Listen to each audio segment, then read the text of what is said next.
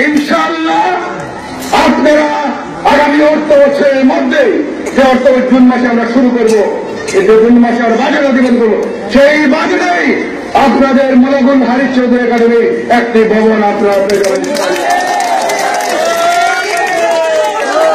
প্রিয় এলাকাবাসী, এখানে যারা বক্তব্য রেখেছেন বা যারা বক্তব্য রাখবেন তারা সকলেই আমার প্রশংসা করছেন। আমি দায়িত্ব পাওয়ার পর থেকে জমিগঞ্জ কানাইঘাটের যে উন্নয়ন, এখন যদি আমি আপনি বলতে চাই সারাদিন সময় লাগবে, ঘন্টা 2 ঘন্টায় শেষ হবে না। আমি মাত্র 2-4টি কথা বলছি। ইতিমধ্যে কানাইঘাটের যে ডিগ্রি যে কলেজটি আছে, ডিগ্রি কলেজ সরকারি করতে যাচ্ছি। আগামী পরশুদিন 22 তারিখে কানাইঘাট ডিগ্রি কলেজটি আমরা যে উপজেলা ভবন 5 কোটি টাকার ভবন আমি ইতিমধ্যে স্থাপন করেছি।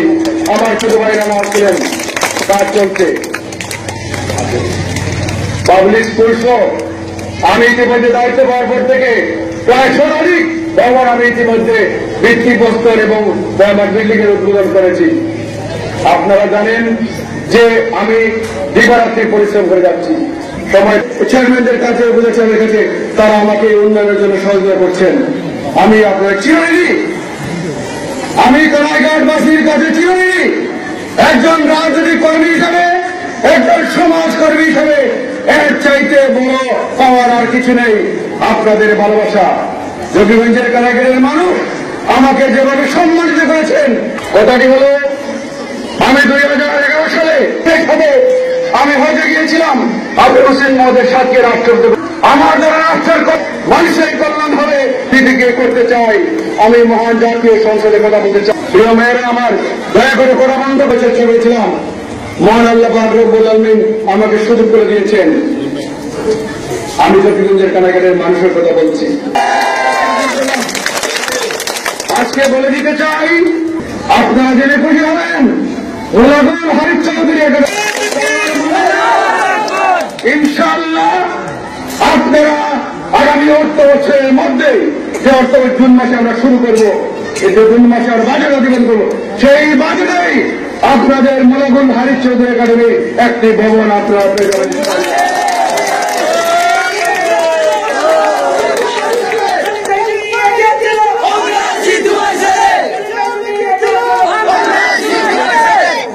গত সপ্তাহে আমি গিয়েছিলাম প্রধান প্রকৌশলীর কাছে যে একটি ব্রিজের জন্য বিগত দিনে মাননীয় সংসদ সদস্যরা, এমনকি আমাদের এলাকার বড় ভাই হারিস চৌধুরী সাহেব, তিনিও চেষ্টা করে গিয়েছেন, সাবেক এমপি মহোদয় চেষ্টা করে গিয়েছেন আমার ব্রিজের কি অবস্থা। ফাইলটি নিয়ে এসেছিলেন প্রধান প্রকৌশলী, ফাইলটি নিয়ে এসে একটা তিনি ফরওয়ার্ড করে দিয়েছেন। আমার এই ব্রিজ আমি করতে চাই।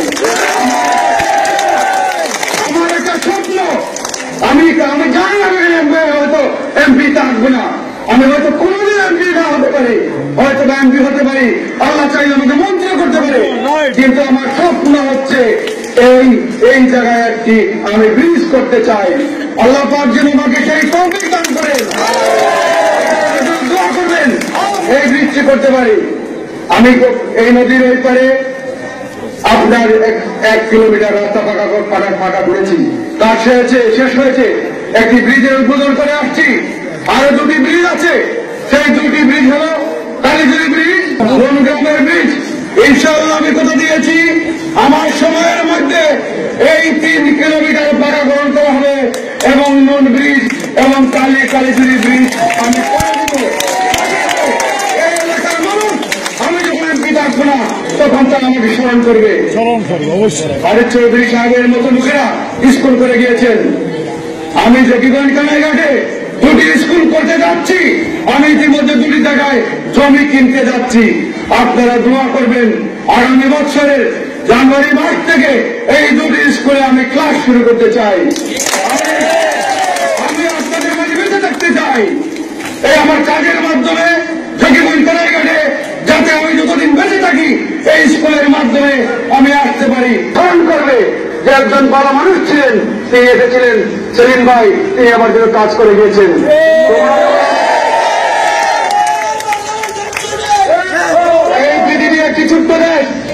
বিদিন আছে গ্লোবাল ভিলেজ। আমি তোমাদের উদ্দেশ্যে একটি কথা বলে আমার বক্তব্য শেষ করতে চাই। নিজেদের জন্য, নিজেদের পরিবারের জন্য, এলাকার জন্য, জনগণের জন্য তোমাদেরকে তৈরি হতে হবে, উচ্চ শিক্ষায় শিক্ষিত হতে হবে। রাজনীতির মধ্যে কঠোর পরিশ্রম করতে হবে। বছরের প্রথম দিন থেকে তোমাদের উপাদান, তোমাদের মধ্যে বছরের প্রথম দিন থেকে তোমরা 2 ঘন্টা নিজের জন্য কাজ করবে। বাসায় গিয়ে স্কুলের টিচার সাহেব, মাস্টার সাহেবরা যেটা বলে দিবেন তোমরা প্র্যাকটিস করবা। 2 ঘন্টা নিজের জন্য যদি তোমরা মানে এই সময়টা প্রতিদিন যদি নিজের জন্য, নিজের ভবিষ্যতের জন্য, মা বাবার জন্য, এলাকা, সেদিন একটা দেশ এবং জাতি এগিয়ে যাবে।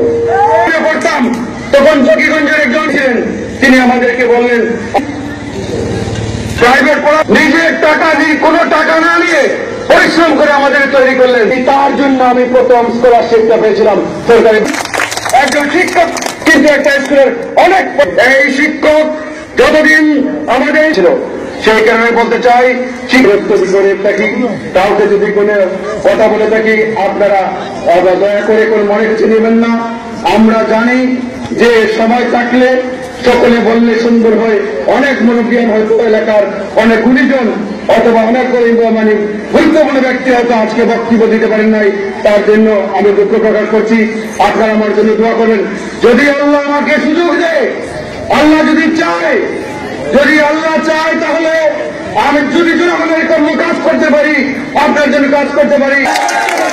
আপনাদের সবাইকে অনেক অনেক শুভেচ্ছা, অভিনন্দন জানিয়ে আমার বক্তব্য শেষ করছি। আসসালামু আলাইকুম ওয়া রাহমাতুল্লাহি ওয়া বারাকাতুহু। সবাইকে ধন্যবাদ।